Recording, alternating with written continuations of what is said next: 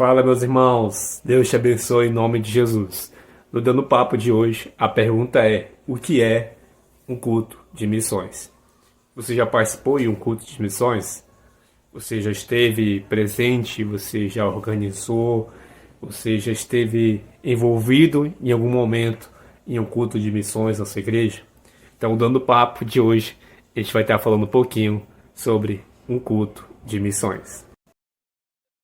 Então, dando um papo aqui.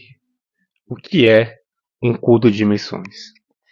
Bom, no entendimento de muitas igrejas, é uma celebração onde o foco é falar do ID, com o objetivo de incentivar e levar recursos para o Ministério de Missões, na sua igreja local, ou para uma outra denominação, ou uma outra afiliada dessa congregação, ou para o envio de missionários. Então, o culto de missões, hoje nas igrejas brasileiras, acaba sendo um culto temático, onde é realizado um domingo do mês, onde nesse domingo, na expectativa, seria o foco falar do ID, seria o foco em engajar a igreja, incentivar, levantar recursos na expectativa para o Ministério de Missões e para o envio de missionários. Então, essa é um entendimento que a gente acaba analisando, vendo o que é missões, o que é o culto de missões hoje, na perspectiva de muitas igrejas, daquilo que muitos irmãos aguardam, esperam da sua igreja local. Mas, para falar sobre um culto de missões, nós temos que prestar um pouco de atenção para ver se alguns pontos estão sendo tocados, ministrados nesses cultos.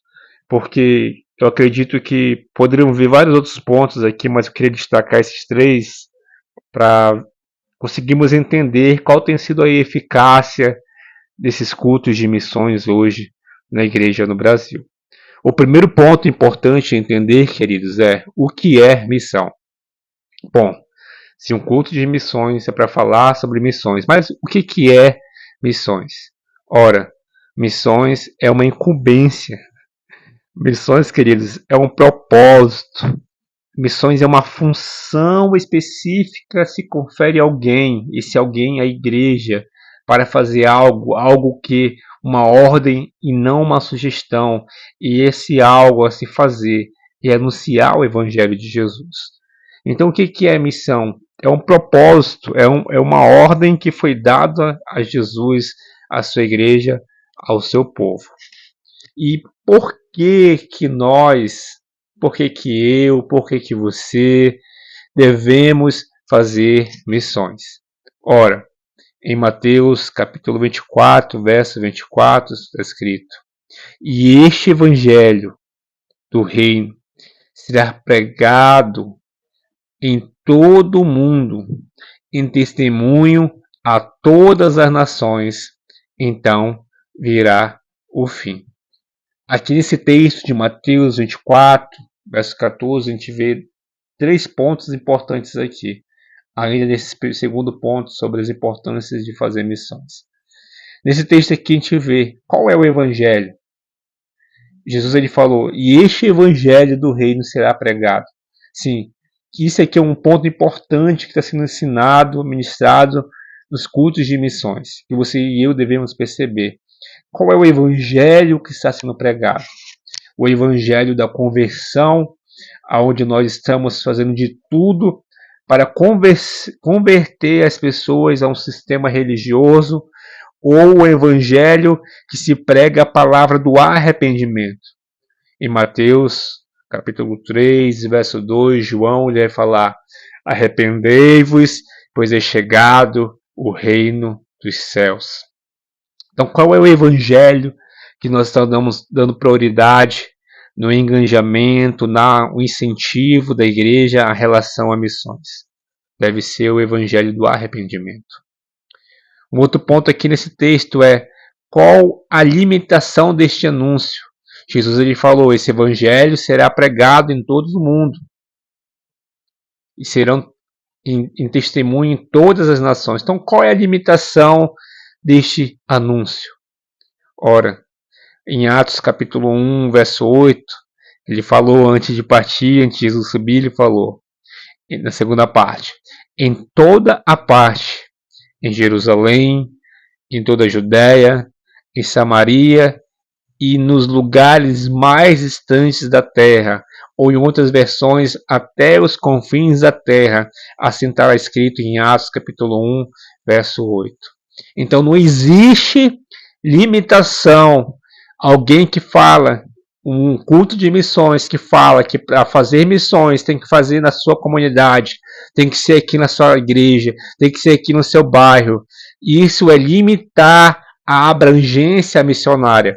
Jesus ele falou que será em toda parte, sim, em nossa Jerusalém, sim, mas também em Judéia, sim, em Samaria, lugares que nós não queremos ir, sim, mas ele destacou em todos os lugares mais distantes da terra. E qual é o resultado que deve ser falar em um culto de missões? Onde sabe que o evangelho, qual é? O evangelho do arrependimento. Qual é a limitação? Não existe limitação. E qual é o resultado disso? Verso que a gente leu, verso 14 de Mateus 24, o resultado é: então virá o fim. Então, queridos, em um culto de missões, tem que se ensinar que quanto mais a igreja evangeliza, quanto mais a igreja fala, quanto mais a igreja pronuncia o evangelho de Jesus, então o fim estará mais próximo. Então, Maranata, o Senhor virá para buscar a sua noiva, a sua igreja. Então, esse é o resultado de falar de missões, de fazer missões. Então, se em um culto de missões a liderança responsável não transmitir claramente essas informações para os seus membros da igreja, não será um culto de missões, e sim ou simplesmente um culto temático.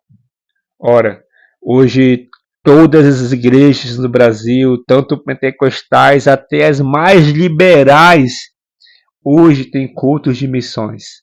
Todas essas igrejas hoje têm um culto de missões. Mas a pergunta aqui é: o que podemos melhorar para termos mais resultados em nossos cultos de missões em nossas igrejas no Brasil? A minha resposta como missionário, eu poderia falar, se algum pastor acontecesse esse milagre, a minha resposta seria: ouça os missionários quando forem fazer um culto de missões. Ouça quem está vivendo isso para fazer um culto de missões. Ouçam também aqueles que têm uma bagagem e não somente aqueles que têm um título de missionário. Ouça aqueles que estão sim com a mão na arado e não com aqueles que estão apenas com o papel de diploma de missionário. Ouçam. Ouçam pastores. Ouçam líderes. Ouçam responsáveis de culto de missões. Ouçam os missionários. Parem para ouvir o que eles iriam te orientar a como fazer um culto missionário. E por fim, para concluir aqui o nosso Dando Papo de hoje, a igreja ela é uma grande fonte de missionários.